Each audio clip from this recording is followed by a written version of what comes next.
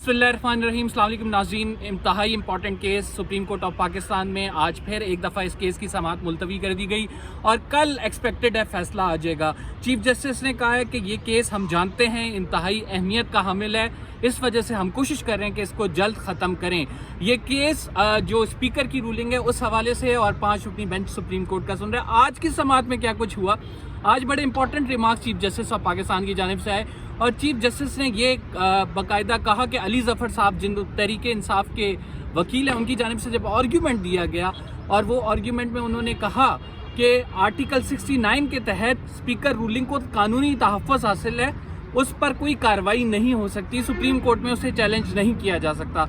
तो chief justice of Pakistan ने कहा कि अली ज़फ़र साहब का ये पॉइंट बड़ा इंटरेस्टिंग है कि स्पीकर रूलिंग को जो है वो तहफ़्फ़ुज़ हासिल है और वो एक आइनी इक़दाम है। और साथ चीफ जस्टिस ने ये भी कहा कि अगर इंतखाबात और असम्बलियाँ तहलील कर दी गई हैं और इंतखाबात का कह दिया गया तो मुस्लिम लीग नून इंतखाबात में क्यों नहीं जा रही। जस्टिस इजाज़ुल हसन ने ये कहा कि मुस्लिम लीग नून जो है वो अगर इंतखाबात में जाए और आवाम का सामना करे, इससे क्यों जो है नज़रें चुराई जा रही हैं, इस पर बात करेंगे।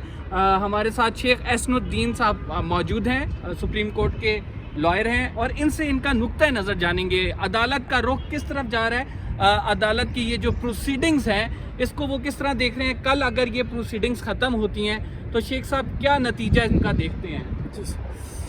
बिस्मिल्लाहिर्रहमानिर्रहीम, शुक्रिया कमर। देखिए, ये जो आपने अभी 3 जजेस की मुख्तलिफ ऑब्जर्वेशन को कोट किया, ये मेज़ ऑब्जर्वेशन होती है। बाज़ औक़ात जजेस अपनी सेटिस्फेक्शन के लिए मुख्तलिफ़ किस्म की क्वेरीज करते हैं। अब देखिए, ऑब्जर्वेशन बाज़ औक़ात कुछ और होती हैं, फ़ैसला कुछ और होता है।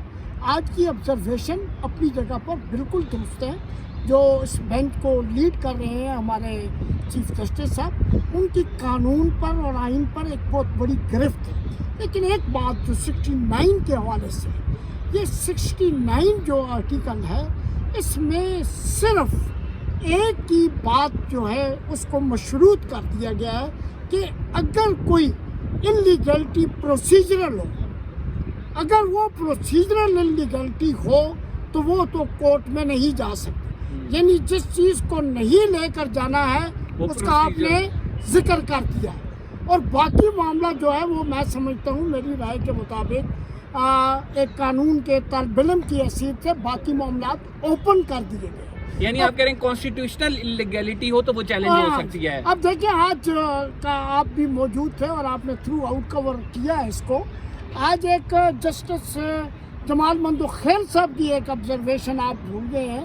उन्होंने कहा कि फ़र्ज़ किया कि ये जो वोट ऑफ नो कॉन्फिडेंस है वज़ीर आज़म के ख़िलाफ़, ये फेल हो जाती है, नाकाम हो जाती है और स्पीकर साहब इसको करार दे देते हैं कि ये कामयाब हो गई, तो फिर आप क्या कहें। बड़ी वैलिड बात है। और जस्टिस मुनीर ने भी एक आर्गुमेंट किया था कि ऑब्जर्वेशन दी थी कि अगर स्पीकर प्राइम मिनिस्टर की छुट्टी कर दे तो फिर क्या करेंगे। मकसद ये है कि उसकी अनब्रिडल अख्तियार नहीं है। हाँ, अब आर्टिकल 95 है, उसके साथ जो रूल ऑफ बिजनेस और कंडक्ट ऑफ बिजनेस है वो उसकी 37 है, उसका सेक्शन 17 है।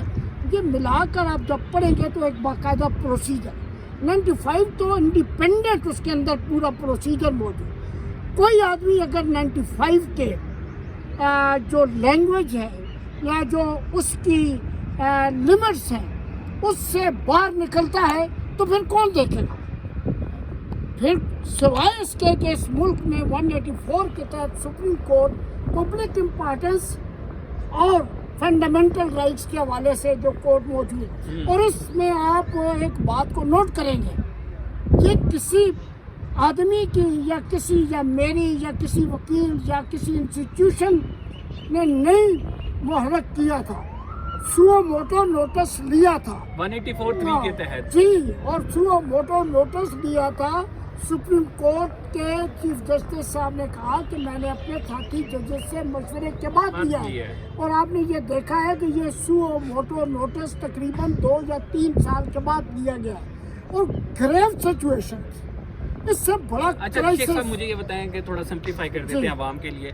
آپ کیا دیکھ رہے ہیں؟ کیا یہ دوبارہ عدم اعتماد کی ری ووٹنگ کی طرف معاملہ جا رہا ہے یا نئے انتخابات؟ دیکھیے اگر اسپیکر کی رولنگ کو اپنے اختیارات سے تجاوز کرتے ہوئے اور ایکسٹرا کانسٹیٹیوشنل قرار دیتے ہوئے اور 69 کے تحت اپنے اختیارات کو حاصل کرتے ہوئے اور وہ جو ان کی رولنگ ہے اسے کورم نام جوڈس اور وائڈ اب لیشو قرار دیتے ہوئے اگر وہ اس نتیجے پر پہنچتے ہیں تو پھر تو نیچرل ہے کہ یہ پوزیشن جو 3 تاریخ کو تھی، جس وقت ہاؤس موجود تھا، 197 ممبر موجود تھے، اسپیکر صاحب موجود تھے اور اس وقت اس پر ووٹنگ ہونی تھی، وہاں پر چلی جائے گی. اور اگر ووٹنگ کے لیے چلی جائے گی تو پھر اس کے بعد وزیر اعظم صاحب کے خلاف چونکہ ووٹ آف نو کانفیڈنس ہے تو اسمبلیہ تحلیل کرنے والا بھی جو ہے وہ ریورس ہو جائے گا. اچھا سر مجھے یہ بتائیں کہ آج بابر اعوان صاحب نے ایک آرگیومنٹ دیا اور بابر اعوان صاحب آرگیومنٹ دیتے ہوئے یہ کہہ رہے تھے کہ آئین میں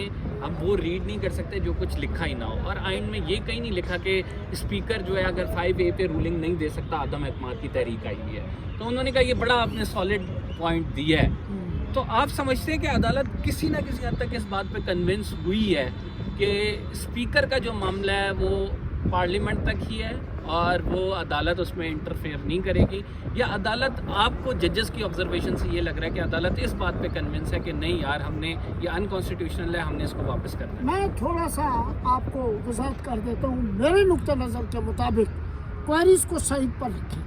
منیب صاحب بہت اچھی کوئریز کر رہے ہیں، اپنے آپ کو سیٹسفائی کر رہے ہیں. اعجاز الحسن صاحب، ہمارے مندو خیر صاحب، میاں خیر صاحب، سارے چیف جسٹس ہیں. لیکن ایک بات طے شدہ کہ یہ آئین سے ہٹ کر اقدامات ہیں، اور اگر آئین سے ہٹ کر اقدامات کو عدالت، اور میں سمجھتا ہوں کہ کرے گی، اس رولنگ کو ان لیگل اگر قرار نہ دیا گیا تو یہ جوڈیشری کے لیے بھی ایک مسلسل خطرے کا باعث بن جائے گی، کیونکہ پھر آئین نہیں رہے گا. تو میں سمجھتا ہوں کہ یہ فیصلہ بالکل آئین اور قانون کے مطابق ہوگا. شیخ صاحب کوئی درمیانہ حل نکالا جا سکتا ہے؟ کوئی دیکھ رہے ہیں درمیانہ حل کے؟ اکثر سپریم کورٹ ایسے کرتی ہے کہ جب 2 پارٹیز کا آپس میں تنازع ہوتا ہے اور بڑا کانسٹیٹیوشنل قسم کی اس میں چیزیں مطلب یعنی آئین انوالو ہوتا ہے، تو وہ ایک ایسا راستہ نکالتی ہے جو آئینی بھی ہو اور اس سے دونوں پارٹیز کے درمیان جو ایک جنگ ہے وہ کسی نہ کسی ٹھکانے لگ جائے. دیکھیں اس میں ایک بات جو آپ نے کہی ہے، رولنگ اگر سیٹسفائیڈ ہوتی ہے تو اس کے بعد کے جو حالات ہیں وہ آئین اور قانون کے مطابق ہمیں مجبور کرتے ہیں کہ اس پر عمل درآمد کیا جائے. اگر وہ رولنگ سیٹسفائیڈ ہونے کے بعد والی پوزیشن بحال نہیں ہوتی تو پھر تو یہ کہا جا سکتا ہے جیسے کہ سیف اللہ کیس میں ہے کہ جو ہے، لیکن اس میں بھی تھوڑا سا ڈفرنس یہ تھا کہ اس وقت جو الیکشن کا پروسیس تھا وہ مکمل ہو. سر مجھے یہ بتائیں کہ اپوزیشن انتخابات میں جانے سے کیوں گھبرا رہی ہے؟ یہ تو اپوزیشن کا مطالبہ تھا. میرا نقطہ نظر یہ ان کا ایک آئینی حق ہے جس کو انہوں نے چیلنج کیا ہے اور سپریم کورٹ نے خود محسوس کیا ہے، لہٰذا اس کے بعد اگر عدالت کہتی ہے تو وہ جائیں گے الیکشن میں. Thank you very much. شیخ صاحب ہمارے ساتھ موجود تھے. ناظرین انتہائی اہم فیصلہ جو میرے سے بہت سارے لوگ پوچھ بھی رہے ہیں کہ ہوگا کیا، کس کے حق میں فیصلہ آئے گا. ابھی تک عدالت کی آبزرویشن سے لگتا ہے کہ اپوزیشن کے پوائنٹس جو ہیں وہ کافی جامع ہیں اور عدالت اس سے کنونس بھی نظر آئی ہے. لیکن آج جب علی ظفر صاحب نے اپنے آرگیومنٹس دیے تو عدالت نے 1-2 نقطے اور 1-2 آبزرویشنز ایسی دیں جن سے پتہ لگتا ہے کہ نہیں بھائی سپریم کورٹ میں پی ٹی آئی کے لائرز میں بھی دم ہے اور ان کی بھی آرگیومنٹ کسی نہ کسی حد تک عدالت نے بائی کیے ہیں. Let's see what will happen tomorrow because it possibly a judgment day. Qamar Zaidi کو اجازت دیجیے، انشاءاللہ اگلے بلاگ تک آپ سے پھر ملاقات ہوگی. فی الحال کے لیے اتنا ہی. اللہ حافظ.